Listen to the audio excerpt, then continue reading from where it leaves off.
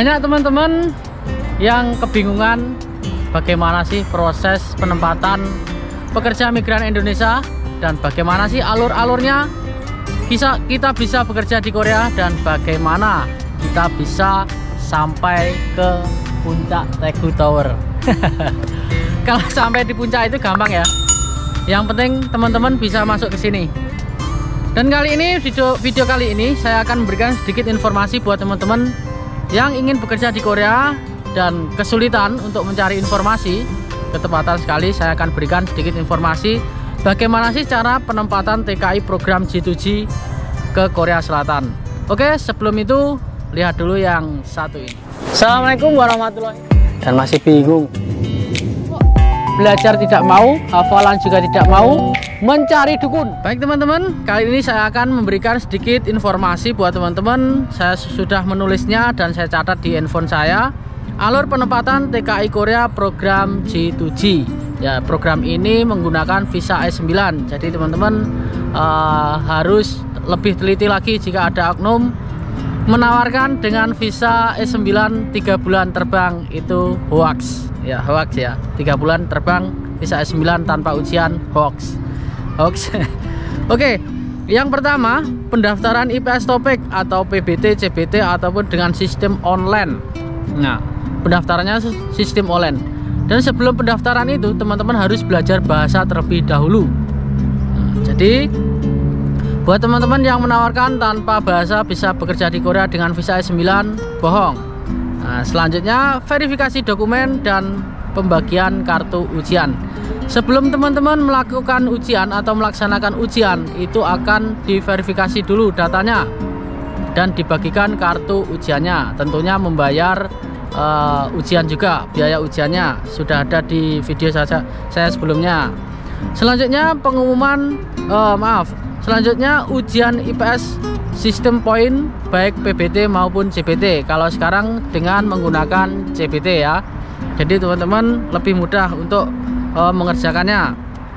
Dan setelah melakukan ujian itu, jika ada tes skillnya, mungkin nanti di tahun-tahun ke depan jika ada tes skill, mengikuti tes skill. Untuk sekarang tes skillnya cuman tinggi badan, berat badan, dan tidak buta warna. Namun sebelum teman-teman mengikuti semua ini ataupun daftar ke LPK, teman-teman alangkah lebih baiknya cek kesehatan terlebih dahulu dan cek buta warna terlebih dahulu di puskesmas terdekat. Selanjutnya setelah mengikuti tes, kedua tes, menunggu pengumuman hasil kelulusan. Nah, jika teman-teman lulus, nanti teman-teman akan melanjutkan ke jenjang berikutnya. Jika tidak lulus, mengulang dari awal untuk belajar bahasa untuk mengikuti tes ujian di tahun berikutnya. Selanjutnya pembagian sertifikat jika teman-teman lulus, dan ambil sertifikatnya di BP 3MI terdekat di Jawa Timur, Jawa Tengah ataupun Jawa Barat yang sudah ditentukan oleh BP 2MI. Dan kemudian kirim dokumen lamaran via online. Jadi dokumen sebenarnya ini untuk sending data ya, ini dinamakan kalau teman-teman sending data. Itu sending data lamaran itu sebenarnya gratis, tidak berbayar, tapi kalau ikut FPK ya membayar jasa. Selanjutnya verifikasi dokumen lamaran. Lah, verifikasi ini dilakukan oleh BP 2MI. Jadi teman-teman tidak harus datang, tidak. Ini nanti BP 2MI. Jika ada lamaran yang kurang ataupun tidak pas, itu nanti akan dikembalikan. Maka dari itu teman-teman di akun IPS Topiknya, IPS-nya itu jika dikembalikan, datanya dikembalikan belum disetujui, berarti ada sesuatu yang kurang di dokumennya. Selanjutnya preliminary sending data ke HRD Korea, dari BP 2MI ke HRD Korea. Jika sudah di sending ke Korea, maka dari itu lamaran nanti akan diterima atau enggak itu tergantung Korea. Nanti jika tidak diterima, maka lamaran akan dikembalikan ke Indonesia. Selanjutnya approve standar laborat yang dinamakan, teman-teman biasanya menamakan SLC. SLC itu kontrak kerja. Jadi kontrak kerjanya nanti akan turun. Jika turun kontrak kerja akan lebih lega lagi karena sudah ada sajang yang memilih Anda. Nah, selanjutnya setelah SLC turun, teman-teman mengikuti preliminary persiapan yang dinamakan PAP ya. Dalam preliminary itu verifikasi dokumen, medical check up lagi, pemeriksaan psikolog, PAP. Nah, membayar biaya preliminary education dan membayar visa, tiket dan airport tax, juga asuransi teman-teman. Jadi ada beberapa yang harus dibayar di situ. Nah, sebelum tadi ada beberapa dokumen yang harus disiapkan. Nah, untuk dokumen yang sending tadi, teman-teman jika tidak paham bisa lihat video saya di bawah. Setelah preliminary education, teman-teman CCV-nya diturunkan, keluar CCV keluar dan apply visa. Jika visanya di-apply, maka teman-teman akan bisa terbang ke Korea. Nah, jika visanya belum di-apply, maka teman-teman tidak bisa terbang ke Korea. Selanjutnya setelah itu name tag penerbangan, tiket dan juga penerbangannya.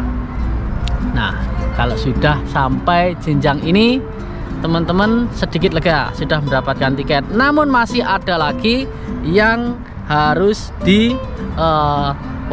waspadai. Maksudnya waspadai, jaga kesehatan supaya nanti sampai di Korea ketika mengikuti tes tidak sakit. Nah, setelah penerbangan nanti EKTKLN itu akan diterbitkan oleh BP2MI. Selanjutnya, jika sudah penerbangan berangkat di Korea, setiba di Korea teman-teman nanti akan tetap dicek lagi, dijemput HRD. Nanti dijemput HRD di airport Incheon ya, Seoul. Mengikuti training diantaranya 3 hari sampai 4 hari. Nah, mengikuti prosedurnya. Selanjutnya medical check up lagi. Jika teman-teman unfit itu akan dipulangkan ke Indonesia. Maka dari itu meskipun sudah terbang tetap menjaga kesehatan.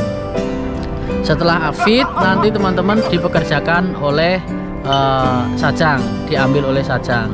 Nah, itulah tadi rangkaian prosedur penempatan TKI Korea. Jadi teman-teman jika tidak paham bisa teman-teman lihat di channel saya di bawah, video-video di bawah sudah ada videonya semuanya. Nah, mungkin itu tadi yang bisa saya sampaikan dalam kesempatan kali ini. Saya berhubung ada acara untuk berlibur. Sampai di sini dulu, semoga bermanfaat. Sampai ketemu lagi di video selanjutnya. Salam, kegagalan adalah kunci dari keberhasilan. Annyeonghaseyo. Assalamualaikum warahmatullahi wabarakatuh.